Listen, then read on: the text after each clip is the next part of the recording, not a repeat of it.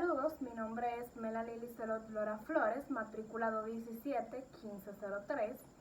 El tema que voy a tratar es el puente de Barolio o protuberancia y en la misma puntualizaré acerca de las generalidades, su configuración externa. Dentro de esta voy a hablarles sobre los límites y las caras, configuración interna, que cabe destacar los cortes, y sobre los pares craneales. Dentro de esta el origen aparente, origen real, su trayectoria y su función.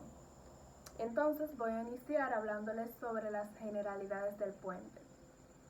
El puente se encuentra ubicado en el surco bulboprotuberencial y la emergencia de los pedúnculos cerebrales del mesencéfalo. Esta constituye la porción ventral del mesencéfalo. Dorsal a él se encuentra el cerebelo. Tiene una forma voluminosa de aspecto fasciculado. Esta mide aproximadamente 2.5 centímetros y pesa 12 gramos. Cabe destacar que el puente de Barolio tiene una superficie ventral que descansa sobre la porción basilar del hueso occipital del dorso de la silla turca. Está formado por anchas bandas de fibras transversales llamadas fibras prontocerebelosas que nacen del núcleo pontino contralateral. También está formado por el pedúnculo cerebeloso medio. Ahora les voy a hablar sobre la configuración externa. Dentro de esto están los límites. Abajo podemos encontrar la extremidad superior del bulbo, que está separada por el surco bulboprotuberencial. Arriba están los pedúnculos cerebrales, que está separada por el surco prontopeduncular. Dentro de las caras se encuentra la cara anterior, en la línea media el surco basilar. A los lados del surco basilar podemos encontrar el rodete piramidal. Abajo el surco bulboprotuberencial, entonces arriba está el surco prontopeduncular. En la superficie las fibras de haz oblicuo, que se encuentra en la emergencia del trigémino. En las caras laterales, el límite de la cara anterior y la cara lateral emergen dos raíces nerviosas. Dentro de estas raíces se encuentra la raíz sensitiva del trigémino y la raíz motora del trigémino. Luego está la cara posterior, que esta forma el piso del cuarto ventrículo, que está limitada por los pedúnculos cerebelosos superiores a los lados. Entonces, entre los pedúnculos está la válvula de Bussens. En la línea media hay un surco. A los lados del surco está la eminencia redonda. Fuera de la eminencia está la foseta superior. Más afuera el área vestibular. Por fuera de la foseta se encuentra la mancha azul o locus coeruleus. Entonces, dentro de la cara inferior podemos encontrar en la línea media el agujero ciego. Afuera, la foseta supraolivar y la foseta lateral. En el surco emergen nervios motor ocular externo, facial, intermediado de Wiesenberg y el estatoacústico. En la cara superior está la separación de los pedúnculos y la protuberancia por el surco prontopeduncular. Entonces, dentro de la configuración interna del puente o protuberancia, podemos encontrar los cortes. En el primer corte, que se pueden encontrar distintos elementos. Dentro de estos están los núcleos araciformes, el oliva vulvar, la cinta de Reil media 2,4, la zona reticular gris pontina, el haz longitudinal posterior 2,4, el núcleo dorsal interno 2, el núcleo de Deiters 2, el núcleo sensitivo del trigémino 2, la raíz descendente del trigémino 2, el tubérculo lateral, también el núcleo anterior, la raíz coclear del núcleo acústico y las estrías acústicas. En el segundo corte, los elementos que encontramos, se encuentra el pedúnculo cerebeloso medio 4, los núcleos del puente, las partes de la piramidal 3-4, el haz central de la calota 3-4, el haz tectoespinal, la eminencia redonda, el origen del nervio motor ocular externo, el núcleo de Becher. También podemos encontrar el núcleo facial y el surco bulboprotuberencial. En el tercer corte podemos encontrar la zona reticular protuberencial, la cinta de Rey, el menisco medio y el menisco lateral 2. En el cuarto corte, los elementos son las fibras prontocerebelosa, el cuerpo trapezoide, el oliva superior, el núcleo trapezoide, la cinta de Rey lateral, la substancia reticular, la mancha azul, el núcleo masticador accesorio del trigémino y la válvula de Bussens. Pares craneales. Entonces, dentro de los pares craneales está el olfativo. Su origen aparente es la cara inferior del bulbo olfatorio de la fosa craneal anterior. En el origen real está el epitelio olfatorio de la mucosa pituitaria.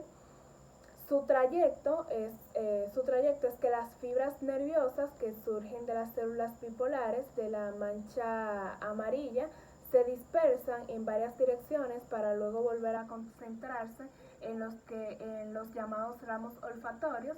Estos son un conjunto de nervios cuyo número varía entre 12 y 20 que alcanzan la parte inferior del bulbo olfatorio tras atravesar la cribosa del etmoides.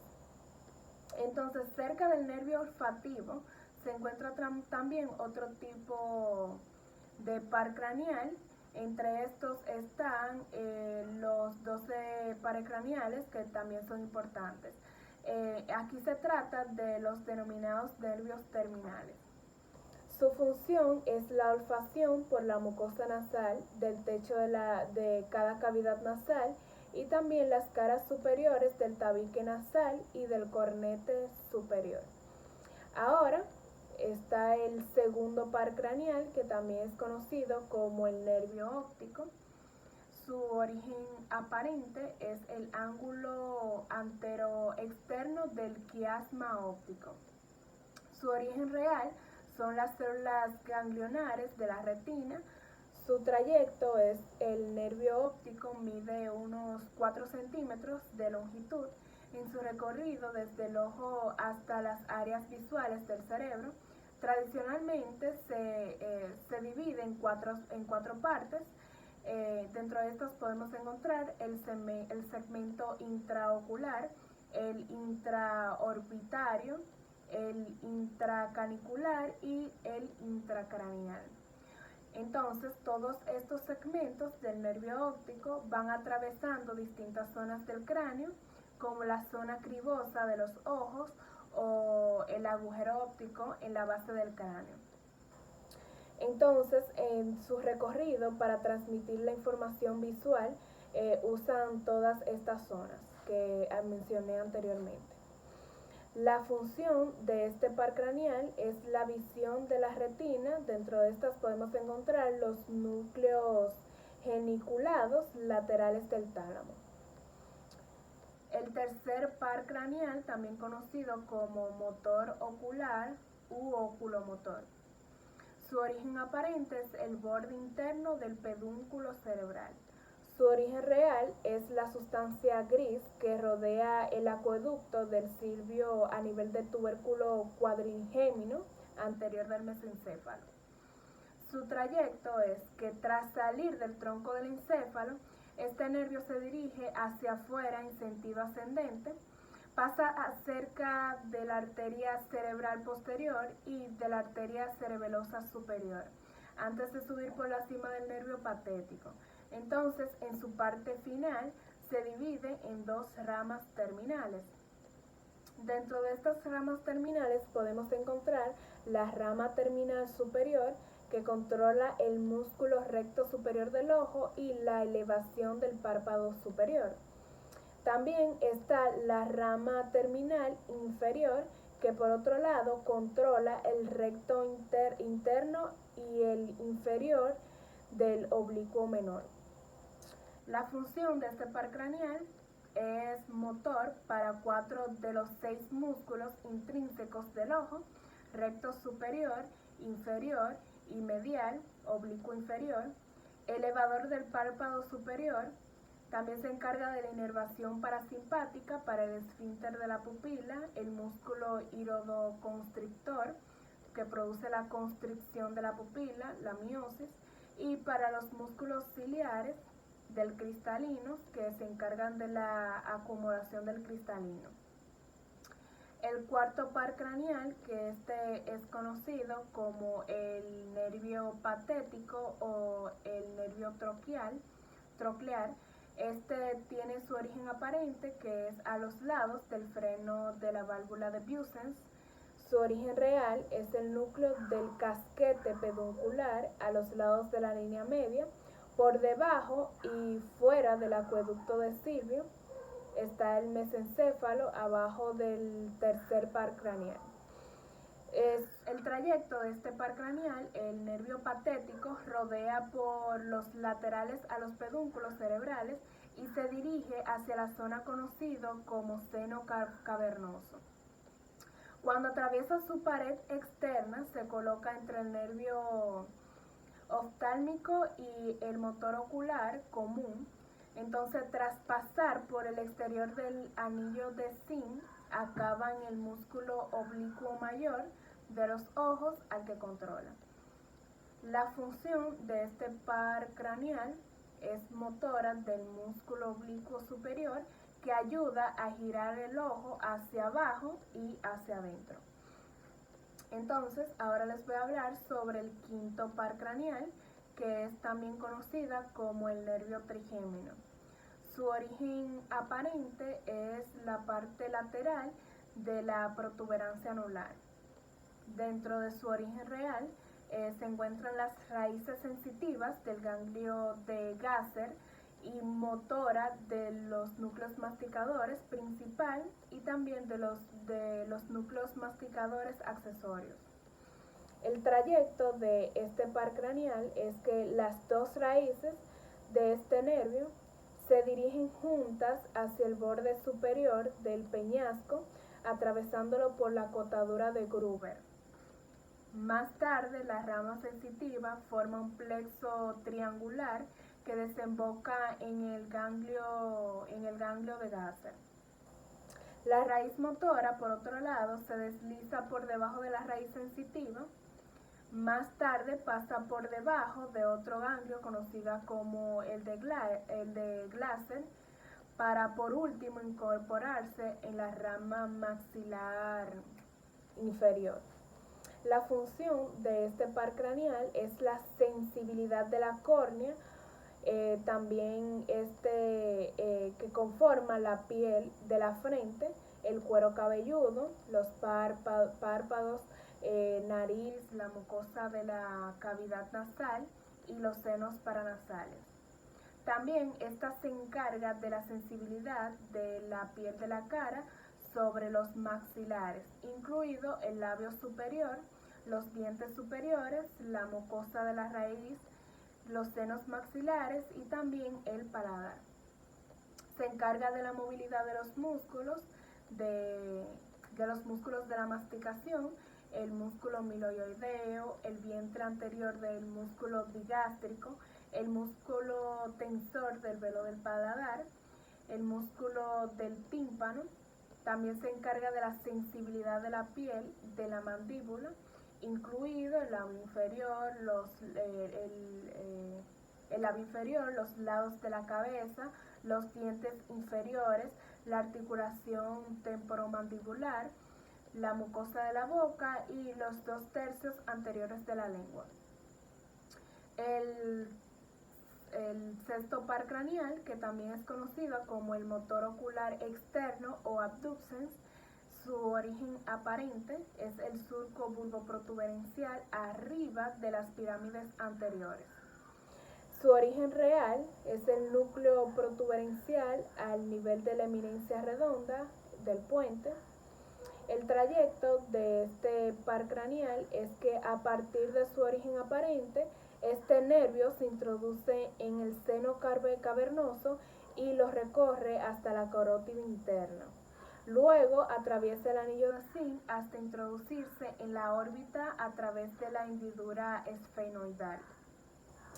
Este par no tiene ninguna rama colateral, sino que todas sus fibras terminan en el músculo recto externo del ojo. Entonces, dentro de la función de este par craneal es la movilidad del músculo recto externo, lateral, el músculo extrínseco, que gira el ojo hacia afuera. El séptimo par craneal, también conocida como el nervio facial, su origen aparente es el surco bulboprotuberencial. Su origen real es la raíz sensitiva del ganglio geniculado y la raíz motora del núcleo situado en la sustancia reticular de la protuberancia anular, que es el puente. El trayecto de este par craneal son las dos ramas del nervio facial que salen del bulbo protuberencial atravesando el ángulo frontocerebeloso junto al par 8. Entonces ambos se introducen en el conducto auditivo interno, en cuyo fondo el par 7 penetra en el acueducto de Falopio.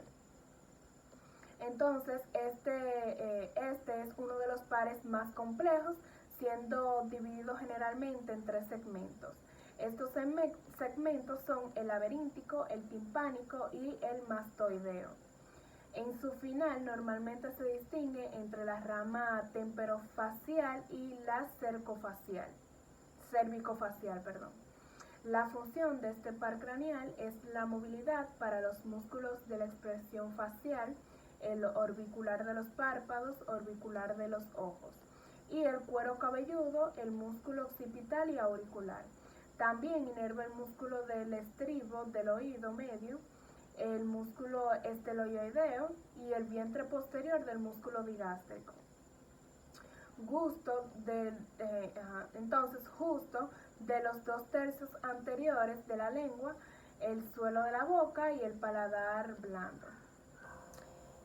Ahora les voy a hablar sobre entonces la sensibilidad se encarga también de la sensibilidad de la piel del conducto auditivo interno. También esta se encarga de la inervación parasimpática de las glándulas salivares submandibular y sublingual, la glándula lacrimal, la glándula mucosa de la cavidad nasal, también está la paranasal y del paladar. Ahora les voy a hablar sobre el par craneal 8, que es también conocido como el auditivo vestíbulo-coclear o estatoacústico. Su origen aparente es el surco bulboprotuberencial. Su origen real es el nervio coclear del ganglio corti y nervio vestibular del ganglio de Scarpa.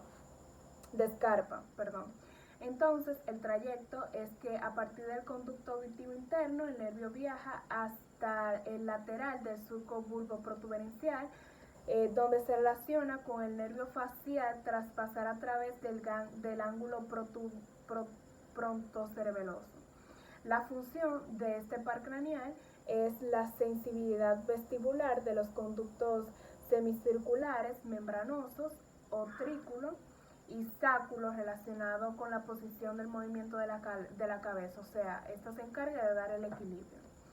También otra función que tiene este par craneal es la audición del órgano del corti, que es el espiral. El noveno par craneal, el glosofaringeo, su origen aparente es el surco retroolivar del surco colateral posterior del bulbo raquídeo. El origen real es el sensitivo del ganglio enter y motores de la parte superior del núcleo ambiguo. El trayecto de este par craneal es que el nervio sale del cráneo por el agujero rascado posterior justo detrás de los nervios neumogástrico y espinal, y está separado de ellos por el ligamento yugular. Entonces, más tarde, este desciende por el comportamiento retroestileo del espacio maxilofaringeo hasta llegar a su final de la base de la lengua.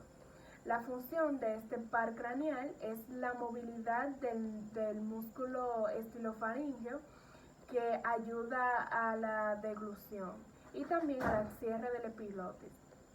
La inervación parasimpática de la glándula parótida y las glándulas del tercio posterior de la lengua. La sensibilidad visceral de la glándula parótida también se encarga de la sensibilidad del istmo de las fauces, de la mucosa de la faringe, la amígdala, la palatina, el tercio posterior, y la lengua también se encarga del reflejo nauseoso. La sensibilidad de la trompa auditiva, el oído medio y del seno y de los cuerpos carotídeos. El gusto del tercio posterior de la lengua, las papilas caliciformes del quinto lingual, de la quinta lingual. También se encarga de la sensibilidad cutánea del oído externo. El 10º par craneal, que es también conocido como el vago neumogástrico o cardioneumoenterogástrico, su origen aparente es el surco retroolivar. Su origen real es sensitivo del ganglio yugular, del ganglio plexiforme, motor de la parte media del núcleo ambiguo y del vago espinal. El trayecto de este par craneal, el par 10, sale del cráneo atravesando el agujero rasgado posterior, bajando luego por el compartimiento retroestileo del espacio maxilofaringeo. En él existe una diferencia entre el neumogástrico derecho y el izquierdo. El neumogástrico derecho pasa por delante de la arteria subclavia derecha, pero detrás del bronquio derecho. Por otro lado, el izquierdo baja por delante del callado de la aorta, pero detrás del bronquio izquierdo. Entonces, en la parte baja del mediastino, los nervios se encuentran con el esófago, entonces cada uno por un lado. De esta manera, ambos neugástricos atraviesan el diafragma a través del hiato esofágico. Por último, la rama izquierda terminal en la parte anterior del estómago. La parte derecha se divide en dos ramas que se acaban cada uno en un ganglio semilunar. La función de este par craneal es la movilidad de los músculos constrictores de la faringe. Junto con él, el glosofaringeo cierra la glotis. El músculo intrínseco de la laringe, que se encarga de la fonación, y los músculos del paladar blando, con excepción del músculo tensor del velo del paladar, la úvula y la musculatura estriada de los 2/3 superiores del esófago. También se encarga de la movilidad de los músculos extrínsecos nominal de la lengua, patogloso. Una de sus ramas, el nervio laringio recurrente, inerva las cuerdas vocales. Se encarga de la inervación parasimpática del músculo liso de vísceras torácicas y abdominales, la tráquea, los bronquios, el tubo digestivo. También provoca la peristalsis, contracción de la musculatura lisa, y el miocardio disminuye la frecuencia cardíaca y la presión arterial, que es la causa de la vasodilatación. Entonces, la sensibilidad visceral de la base de la lengua, faringe y laringe, que es la sensibilidad al calor y al frío. La sensibilidad a órganos toracoabdominales, la tráquea, bronquios, corazón, esófago, estómago e intestino. Gusto de la nariz de la lengua, calículos gustativos de epiglotis y el paladar, que corresponde al núcleo del tracto solitario. Entonces, la sensibilidad del pabellón auricular, que es el conducto auditivo externo, y la dura madre de la fosa craneal posterior. Entonces, el 11º par craneal, que es también conocido como el nervio accesorio, su origen aparente es el surco retroolivar. Su origen real es el cuerno lateral de la médula cervical, que corresponde a la médula espinal, y la parte inferior del vago espiral, que corresponde al bulbo. Entonces, el trayecto es que el par 11 sale del cráneo por el agujero rasgado posterior, que va acompañado al glosofaringeo y al vago. Cuando está fuera del cráneo se divide en una rama interna, una externa, cada una terminando en lugares distintos situados en el cuello. La función de este par craneal es la movilidad de los músculos estriados del paladar blando, la faringe y el esófago, a través de las fibras que se unen al nervio vago. También se encarga de la movilidad de los músculos del cuello, el esternocleidomastoide y el trapecio. Y por último, el 12º par craneal, que este también es conocido como el nervio hipogloso. Su origen aparente es, igual que el anterior, el surco preolivar. Su origen real es,